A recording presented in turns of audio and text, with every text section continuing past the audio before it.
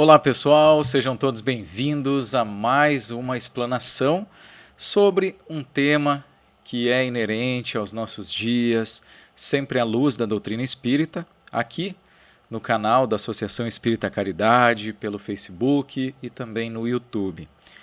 Bom, nós estamos aqui hoje para dar continuidade ao trabalho chamado Atendimento Espiritual na Casa Espírita, esse trabalho que tem uma sequência pedagógica e lógica sobre assuntos que nós vamos entender melhor a partir de agora. Então, o atendimento espiritual na Casa Espírita, ele trata de 6 módulos, são temas centrais, e cada módulo tem 6 roteiros.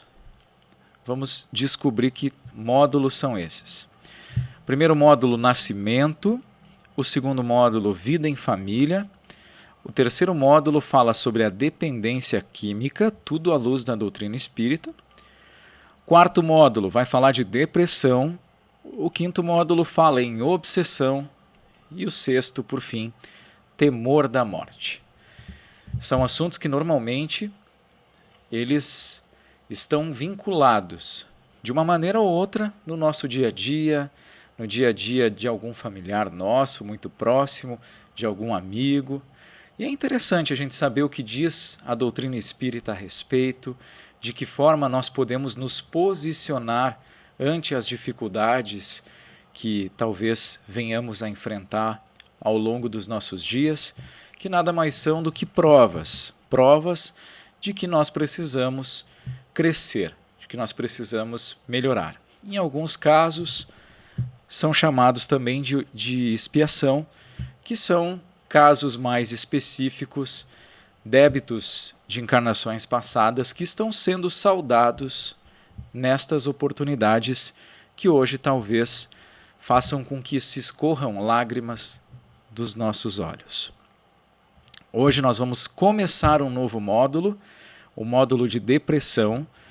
Vamos trazer o roteiro 1, que vai basicamente falar à luz da ciência e da doutrina espírita. Durante estas 6 semanas, nós vamos abordar questões que dizem respeito à depressão. Hoje, mais especificamente, como dizíamos, o que é depressão.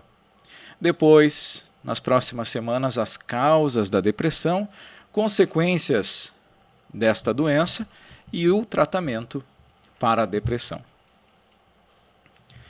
Então nós temos hoje o módulo 4, Depressão, que nos proporciona estudarmos os seguintes subtemas. Primeira semana, depressão, o que é? Segunda semana, causas da depressão. Numa terceira semana nós vamos seguir falando das causas da depressão.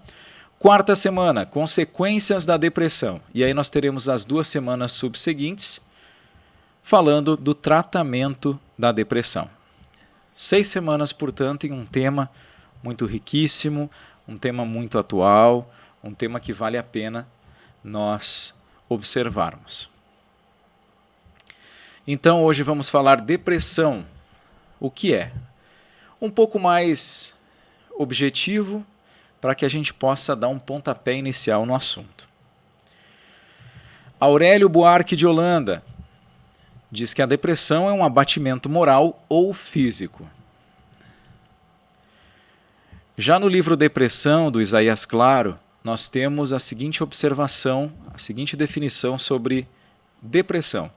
É uma tristeza profunda e prolongada. Profunda e prolongada.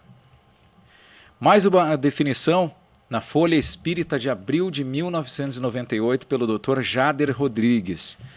É a expressão da revolta, é a tristeza deteriorada. Então nós temos já algumas informações aqui antes de nós trazermos a observação de Chico Xavier, que é a próxima. Abatimento moral ou físico. É certo que dá para notar. Logo quando nós formos procurar um médico ou alguém na nossa casa com um pouco mais de percepção, vai notar que alguma coisa não está certo, não está equilibrado na pessoa. Porque a depressão, ela mostra-se, embora algumas pessoas consigam ser um pouco mais discretas em relação aos seus sentimentos, às suas emoções, é um abatimento que ele transparece, vai para o físico. E esse abatimento pode nos levar a um processo bem delicado. Ali, onde o Isaías Claro diz que é uma tristeza profunda e prolongada, é para que a gente entenda que não é uma simples tristeza, é algo mais complexo. Ela se prolonga e ela é mais profunda do que um simples dia em que nós não estamos felizes, nós estamos abatidos com algo que aconteceu e no outro dia passou, está tudo bem, tudo certo. Aquela realmente era uma tristeza. Então, tristeza profunda é uma tristeza que você dificilmente consegue sair dela sozinho. É muito mais difícil, embora seja possível. E prolongada, muito mais tempo do que deveria estar fixada no nosso cabedal de sentimentos. Então essa tristeza ela se exterioriza por mais tempo. Já na referência do Jader Rodrigues, é a expressão da revolta. Todos nós sabemos que, como dissemos, somos pertencentes a um plano que está na condição de provas e expiações, onde vão se apresentar diversas situações delicadas para que nós possamos resolver, e essas questões delicadas, elas vão forjando em nós algo melhor. Só que quando nós não nos preparamos o suficiente, e esse preparo não é tão simples assim, mas quando nós não nos preparamos o suficiente, o que ocorre? É como se nós oferecêssemos uma superfície lisa demais, uma superfície que seja fácil de qualquer incidente exterior riscar e ali ficar. Então, nós acabamos, por conta desse ataque exterior, interiorizando isso, trazendo a revolta, ao invés de trabalharmos essa superfície para que não seja riscada com tamanha facilidade e que nós suportemos, sejamos mais fortes ao recebermos determinadas pancadas da vida. Isso se chama resiliência. Quando nós ficamos mais fortes, vamos também conseguindo, através da resignação, ter um equilíbrio maior diante das dificuldades. Isso faz com que a revolta pouco apareça ou nem apareça. E é também a tristeza deteriorada, diz o Dr. Jader Rodrigues. Ou seja, é a tristeza que realmente ficou bastante machucada, bastante dilacerada, profundamente machucada. Chico Xavier, numa entrevista, diz que a depressão é a tristeza indevida que se transfigurou em desânimo, obscurecendo o valor do trabalho. Tristeza indevida que se transfigurou em desânimo. Indevida porque ali naquele local da tristeza, quem sabe, tendo uma superfície mais forte, ou seja, não é qualquer coisa que risca a nossa superfície emocional, nós talvez não sentíssemos essa tristeza. Nós sentíssemos algo diferente, que talvez fosse a resignação ou a resiliência, nos tornaríamos mais resilientes. E essa tristeza, que na verdade é indevida, se transfigurou em desânimo, uma tristeza que perdura e obscurece o valor do trabalho. Nós acabamos não tendo vontade de sermos produtivos, sermos úteis, e sabemos o quanto o trabalho nos dignifica, seja ele qual for. Estar ativo é algo inerente, é algo que caracteriza o ser humano que deseja viver bem. Então, nesta atividade, nós vamos esquecendo determinados problemas, vamos aprendendo a trabalhá-los enquanto nós seguimos voando. Porque se a gente para o avião para consertar ele, muitas vezes a gente acaba não tendo certo ânimo para que a gente novamente consiga alçar voo. Então, muitas vezes, pode parecer que a nossa vida está numa turbulência total, mas mesmo assim é melhor que a gente tente consertar o avião enquanto ele segue voando.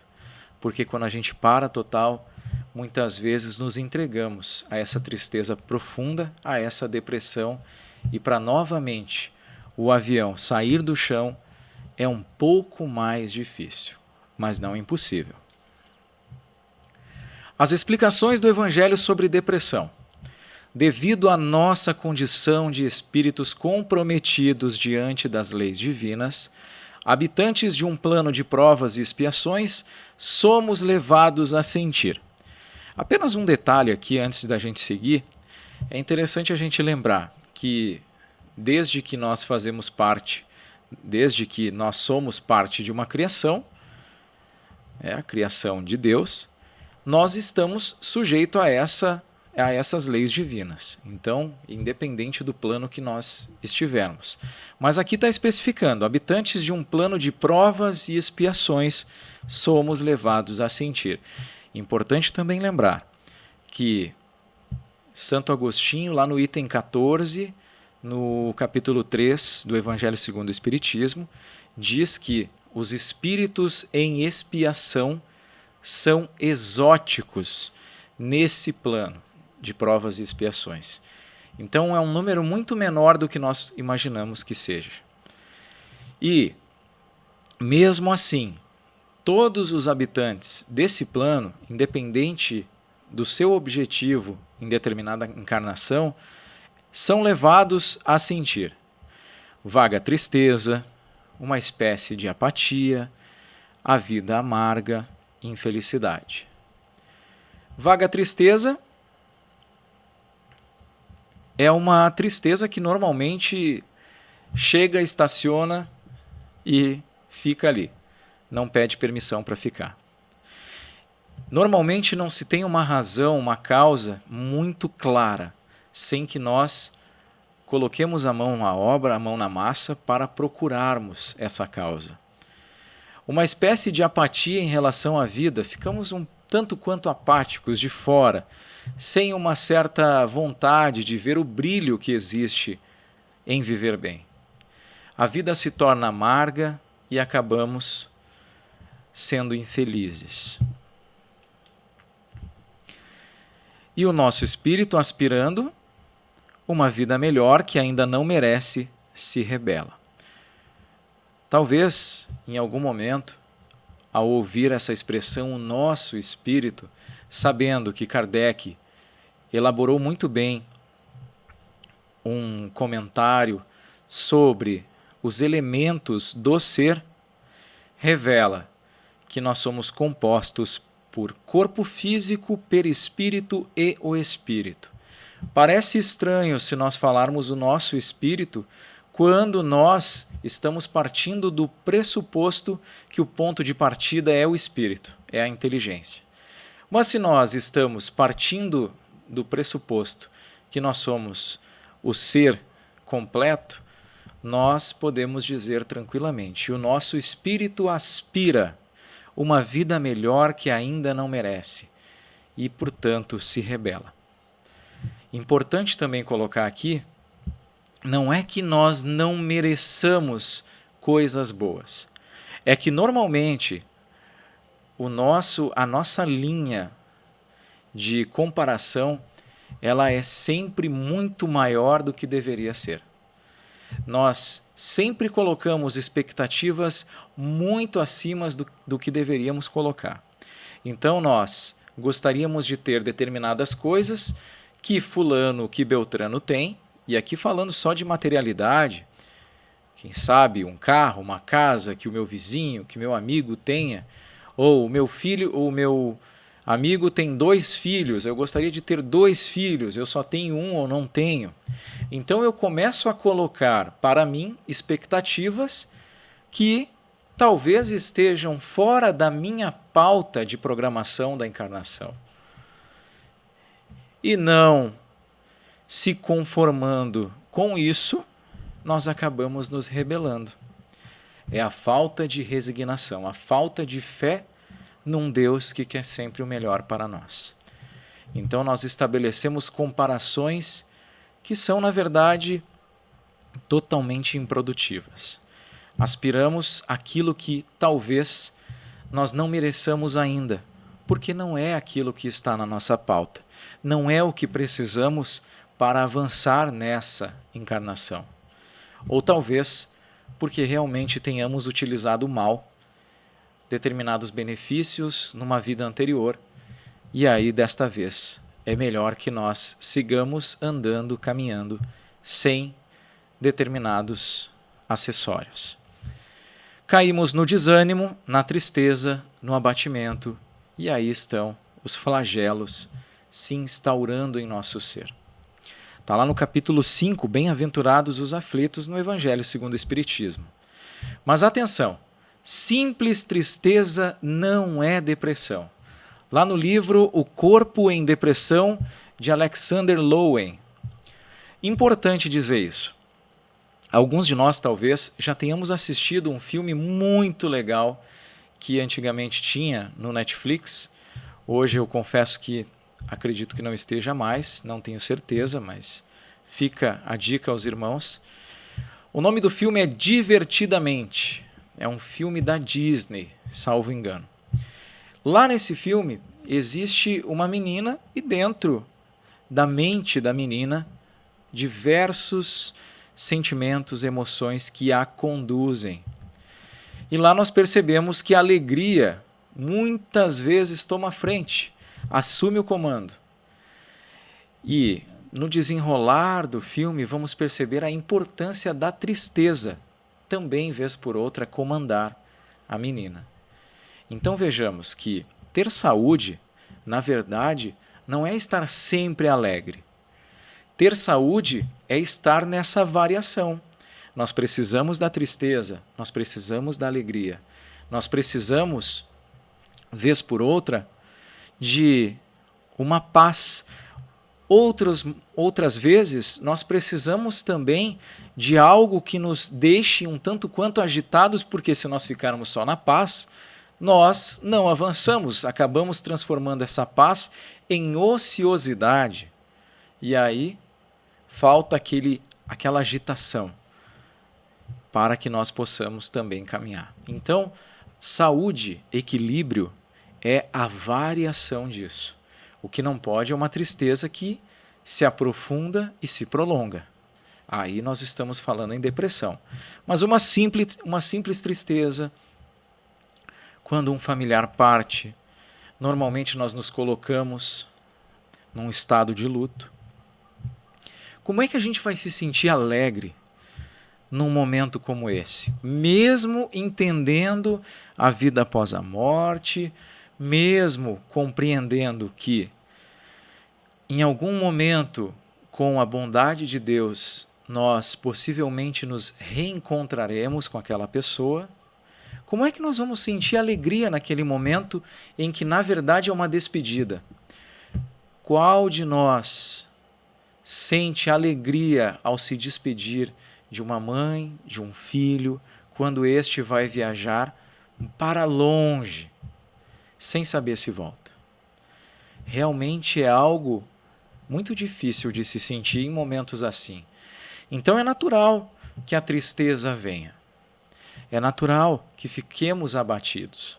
O que não pode é o prolongamento disso. Mas então qual é a diferença? Depressão imobiliza e nos deixa incapaz de comandar os desejos. Não há reações e sim desmotivação para viver. gerando perda de energia do organismo. Já a tristeza, não há imobilização, existe sim um poder de reação. A pessoa fala de seus sentimentos, ela consegue externar o que ela está sentindo. Sua reação é normal aos infortúnios. Ainda no livro do Alexander Lowen, O Corpo em Depressão. Quem pode contrair essa psicopatologia? Pessoas de todas e quaisquer condições. Qualquer pessoa pode contrair.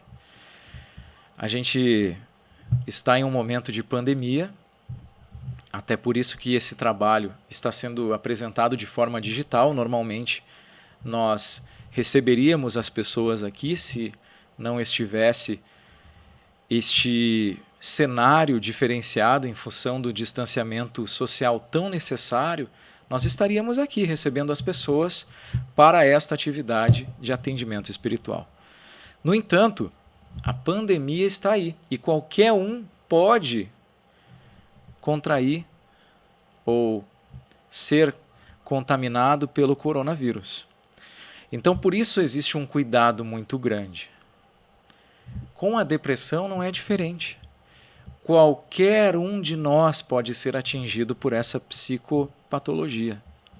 Qualquer um de nós pode ter depressão. E muitas vezes ela não se apresenta tão forte, tão intensa. Ela se apresenta aos poucos.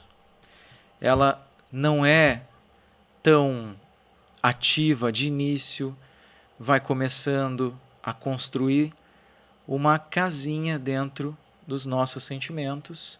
E essa casinha vai fazendo que haja uma constrição desses sentimentos. Então nós vamos acabando não tendo força de nos mobilizarmos para contornar todo esse cenário. É importante saber que nós precisamos estar atentos. Qualquer um de nós, qualquer pessoa dentro da nossa família, pode estar passando por um momento como esse. Temos que olhar com olhos de ver, com olhos do coração, para sentir o que realmente a pessoa está vivendo. Talvez sejamos nós a ponte divina para fazer algo que modifique essa situação alheia. É interessante nós sabermos que a depressão é uma doença da alma, é uma doença que atinge o corpo também e que pode ter sérias consequências. Nós veremos quais são essas consequências ao longo das semanas. Mas são tão sérias que detectar algo assim é como nós utilizarmos esse cuidado de nós utilizarmos máscaras em relação à Covid. Nós precisamos, às vezes, também utilizarmos acessórios de proteção a essa tristeza que invade e que não sai. Precisamos de uma pá para levantar todos esses quilos de tristeza que foram colocados dentro de nós, normalmente por nós mesmos, e jogar para fora.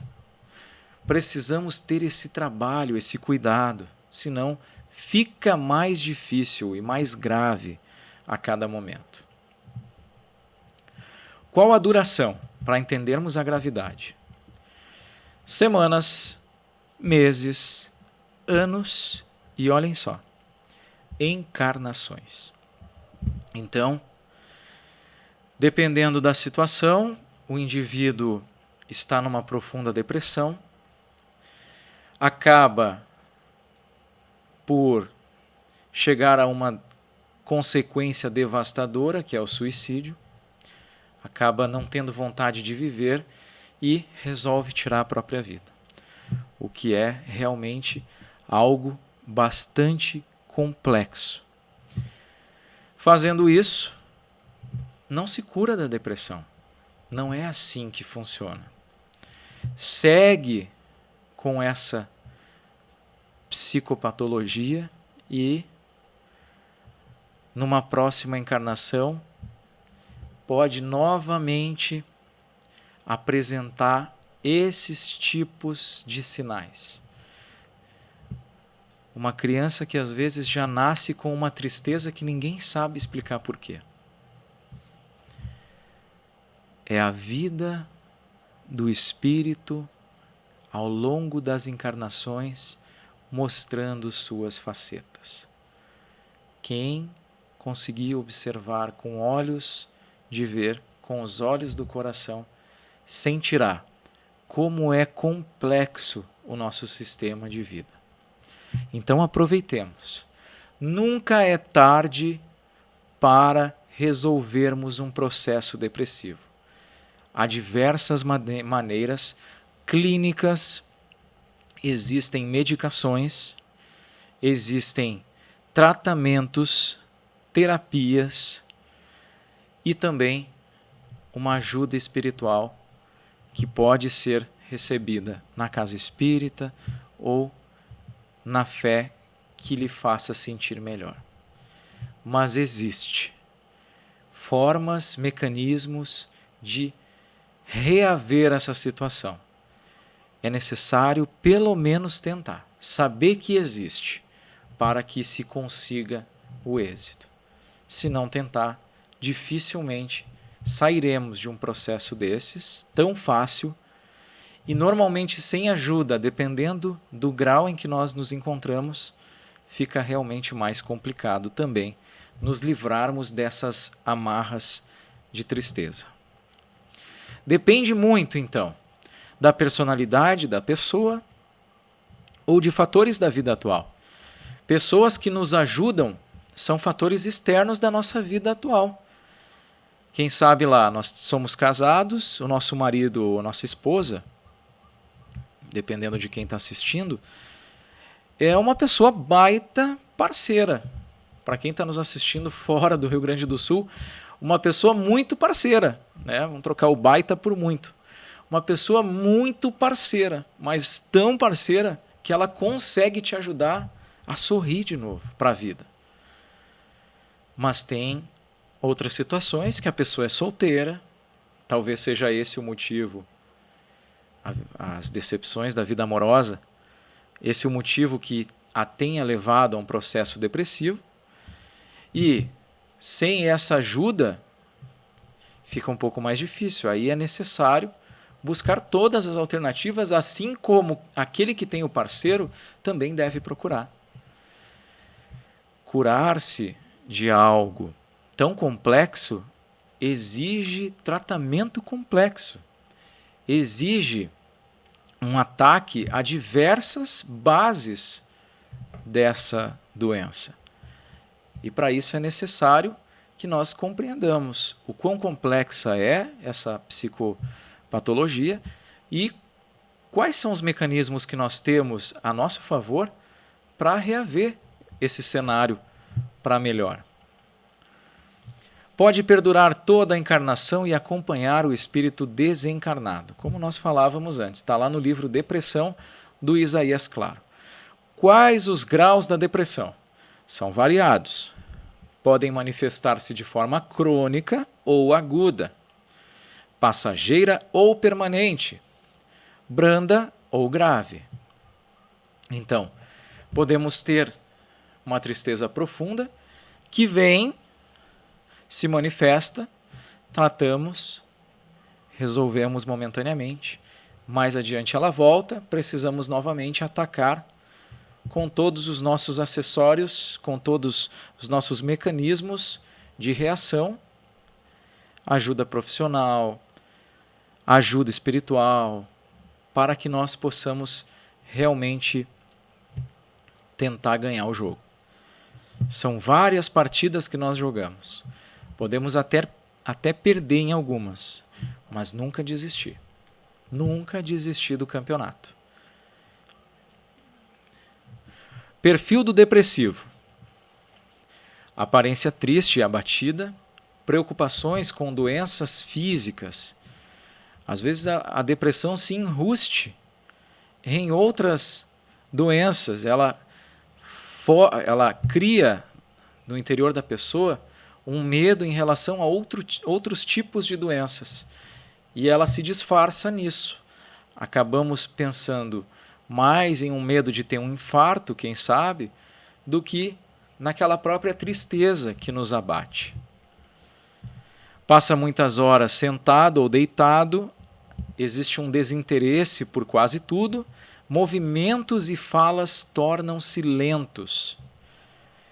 Então aí apresenta-se um perfil onde torna-se um pouco mais fácil para quem está de fora observar. E para quem também está sentindo isso, de observar. O ruim é quando a gente nega. O ruim é quando a gente tem, de certa forma, vergonha de se imaginar, só pelo fato de se imaginar depressivo. Não existe nenhuma depreciação em relação ao caráter, à moral, ao perfil da pessoa por ela ter depressão. Como falamos antes, através do que vimos aqui nos slides, qualquer um pode contrair. Então não é algo que somente vai acontecer comigo e com ninguém mais, e que por isso eu devo ter vergonha. Não. Qualquer um de nós pode estar vinculado a uma tristeza profunda dessas. E é necessário que a gente sinta a vontade de reagir. E para isso, ter a noção de que, olha, eu posso estar com depressão porque eu tenho isso, isso e aquele outro. E vou listando os sinais. E resolvo tirar uma dúvida com um profissional. Vou até um médico, até um psiquiatra, até um terapeuta, um psicólogo, para buscar mais informações e dar detalhes a esse profissional que conhece muito bem todos os detalhes de uma psicopatologia como essa, e ele vai te dizer, olha, você realmente pode estar com depressão. E naquela linha de raciocínio, de vergonha em relação à depressão, talvez possamos ter também vergonha de procurar um profissional. Gente, os profissionais estão aí, a medicina está aí para que a gente utilize. E aí, alguém que pode estar mais próximo à doutrina espírita pode se perguntar, tá, mas se é uma doença da alma, por que a gente então não resolve isso com o que a gente recebe na doutrina espírita de informações e consolo? Gente, sabemos também através dessa mesma doutrina espírita que a medicina avança, a espiritualidade vai inspirando esta classe tão querida que cuida da saúde dos seus irmãos, buscando alternativas, buscando novas análises, diagnósticos, a cada dia mais, para identificar nas pessoas aquilo que é mais profundo. Sem falar que a depressão passa para o corpo. São sinais, sintomas que são sentidos no corpo físico. Então não é só o espírito que está doente. Não é só o perispírito que tem os seus déficits. O corpo físico também. Então, chega um momento que a nossa organização química cerebral está tão desorganizada, está tão fora do nível, que é necessário uma medicação. É necessário uma medicação para reorganizar essas fórmulas químicas, essas organizações químicas. Reorganizando essas questões químicas, talvez fique mais fácil de eu voltar a ler um livro, de eu buscar uma leitura salutar, algo que me faça feliz, que me deixe bem, que eu busque a meditação. Por quê? Tamanho abatimento, tamanha desorganização química que possa ter se apresentado no depressivo, que eu não tenho nem vontade de ler, de assistir uma palestra, de buscar alguma alternativa. Então vamos tratar aquilo que está mais visível, ao mesmo tempo que eu começo a ir buscando uma assessoria com algo que também trate o espírito. Pode ser uma casa espírita ou onde nos sentirmos melhores. Mas é importante também cuidar desse pilar. Ainda no perfil do depressivo, insônia ou hipersônia. A pessoa ou não dorme ou dorme demais. Fadiga ou perda de energia. A pessoa cansa muito ou simplesmente sente que nunca está no seu potencial máximo. Nunca mais consegue atingir esse potencial. Por quê? Vale a pena pesquisar. Sensações de desvalorização ou culpa. Nos sentimos super desvalorizados, menores do que qualquer outra pessoa, qualquer outro profissional. E normalmente até podemos, quem sabe, nos culpar por isso. É uma culpa que a gente fica pedindo desculpa para todo mundo, por tudo. Se você é daqueles que pede desculpa por tudo, vale a pena parar e prestar atenção. Por que eu estou pedindo tanta desculpa? Que tanta culpa eu tenho no meu interior? Por que eu estou me comportando desta maneira? Será que realmente eu sou culpado por tudo que acontece no mundo ou na minha vida? Será que eu não posso aliviar um pouquinho os meus ombros, tirando essa carga que eu acredito que seja minha? Será que eu não consigo me enxergar como um ser imperfeito que erra e que tem a oportunidade de errar, que tem o direito de errar, porque é imperfeito? E que a cada erro eu tenho a oportunidade de aprender com ele e fazer certo da outra vez? E que se eu errei 2 vezes eu tenho o direito de acertar a 3ª ou a 4ª? Para que pegar tão pesado consigo mesmo? Diminuição da capacidade de pensar. É como se nós tirássemos um Intel i7 e colocássemos um Celeron de um dia para o outro. Parece que está tudo difícil, está muito complicado de nós processarmos, pensarmos. Está tudo tão difícil, parece que eu fiquei travado. É essa diminuição da capacidade de pensar. E talvez algo mais grave, vontade de morrer. De tudo que nós falamos aqui, com certeza o mais grave. Que pode levar a consequências irreversíveis àquela existência. Ainda no livro Depressão, do Isaías Claro. Uma característica comum dos depressivos: mente fixada nas experiências infelizes que o afligiram. Então, costuma-se dizer que a depressão também ocorre porque nós ficamos demais presos ao passado, a essas experiências infelizes que aconteceram. Nós não conseguimos viver o presente. É como se nós quiséssemos sair daquele momento infeliz e viver a nossa vida, viver o nosso mundinho normal, mas vez por outra a mente nos joga novamente para aquela experiência de forma natural, sem que a gente consiga resistir. Volta a pensar naquela infelicidade, naquele ato infeliz. E aquilo vai e volta várias vezes ao dia. Quando a gente se pega, às vezes estamos horas pensando no que aconteceu semana passada. E aquelas horas que nós estamos ali parados, pensando no passado, estão correndo. Aliás, o que mais nós podemos perder estando vivos é o nosso tempo, porque ele não volta atrás.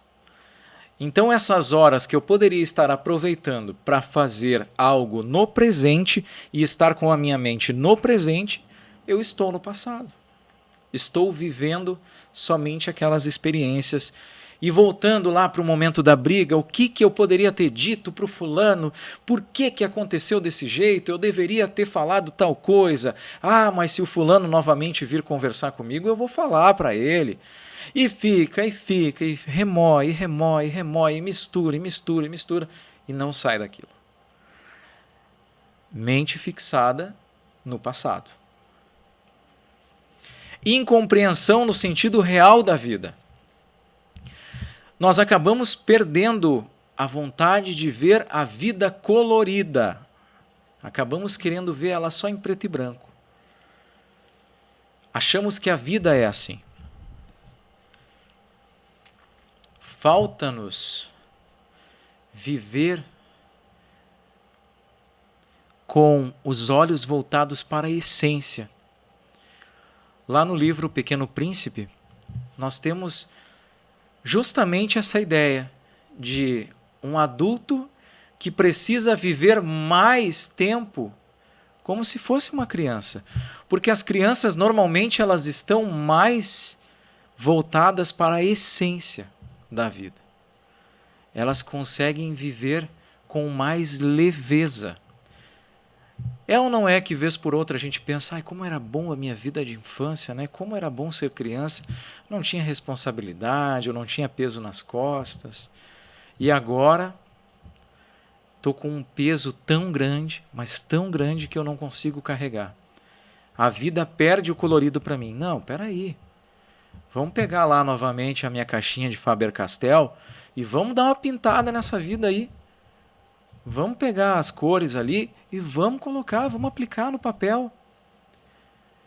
É importante colorirmos a nossa vida. Se era tão bom viver como criança, por que a gente às vezes não volta assim a pensar, olha, o que eu fazia que eu gostava tanto quando era criança? Jogava bolinha de gude? Jogava um futebol? Quem sabe ali agora dentro do pátio, obviamente, né? Se a coluna permitir, senta no chão, joga uma bolinha de gude.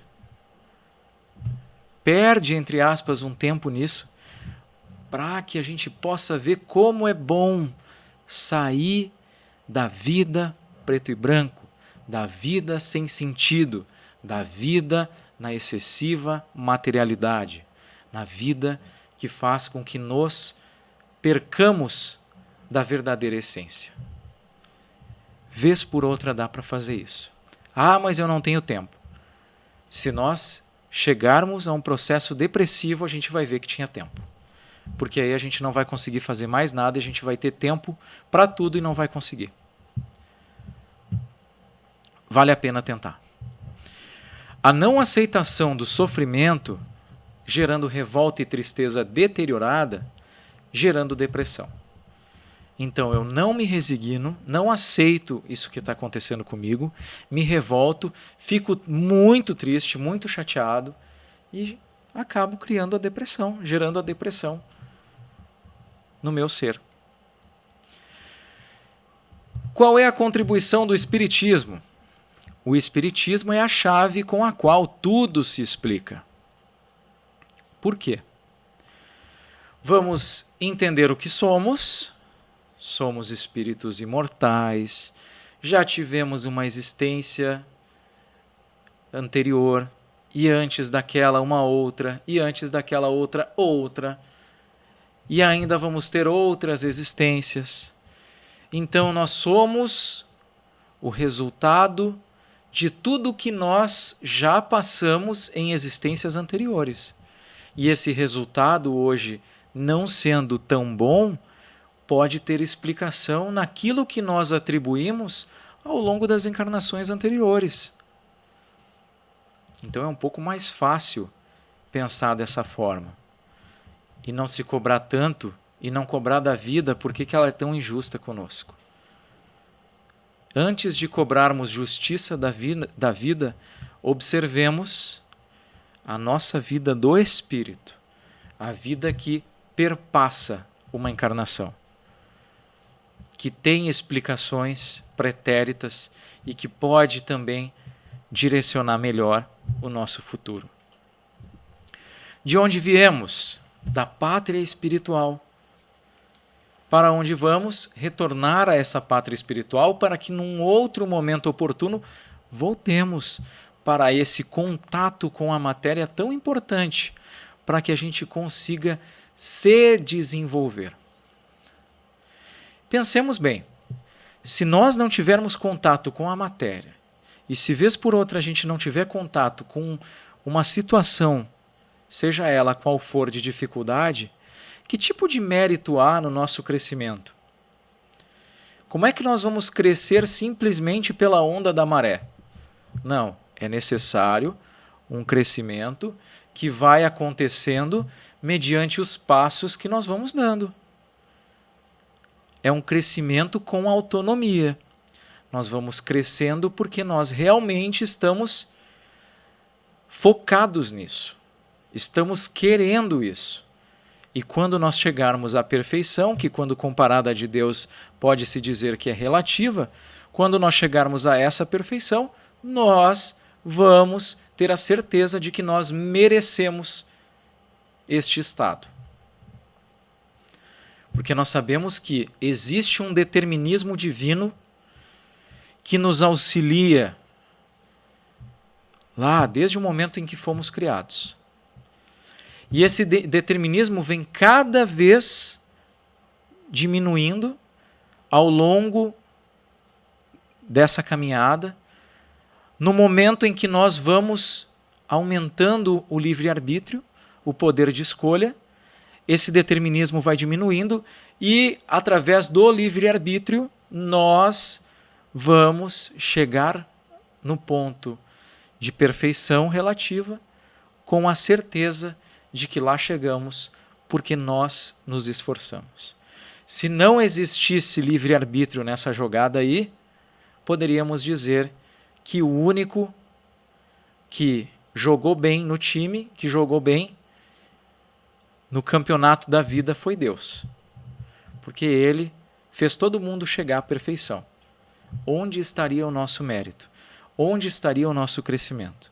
Então não, Deus é tão bom que nos oferece o livre-arbítrio, o poder de escolhermos, de sermos os donos dos nossos passos, das nossas escolhas, para que também sejamos o dono do merecimento, os donos do merecimento do nosso progresso. Por que sofremos? Porque precisamos aprender de alguma forma, com os erros mesmo, como avançar, como não deve ser feito, para que num próximo momento nós façamos certo. Essa condição que fomos criados, ela vem de uma condição simples, simplista. Isso quer dizer que é muito fácil nós cairmos no erro. Nós precisamos, para nos tornarmos inteligentes e também avançar no moral, precisamos do contato na matéria e precisamos errar para aprender como fazer certo. Então nós sofremos porque ainda estamos fazendo errado. Se tem algo errado acontecendo, pensemos. Se estamos sofrendo, pensemos. Tem algo errado. O que eu preciso fazer para melhorar? Se fosse tão fácil a resposta, nós poderíamos aí dizer que tão breve estaríamos em estados, em condições bem melhores. Mas não é fácil achar essa resposta. Então, são necessárias muitas encarnações para que nós possamos chegar nesse merecimento de termos avançado, crescido. E a doutrina espírita vem revelar a imortalidade da alma, ou seja, aquele corpo que está no cemitério, que ficou lá no túmulo, ele apenas é o corpo, o físico. Mas a inteligência que habitava aquele corpo, o espírito continua vivo. Semana passada, no dia 2 de novembro, que é um dia caracterizado pela ação de lembrarmos dos entes queridos, algumas pessoas têm a cultura de ir ao cemitério para visitar os túmulos dos entes, das pessoas que os antecederam, dos entes queridos que se foram.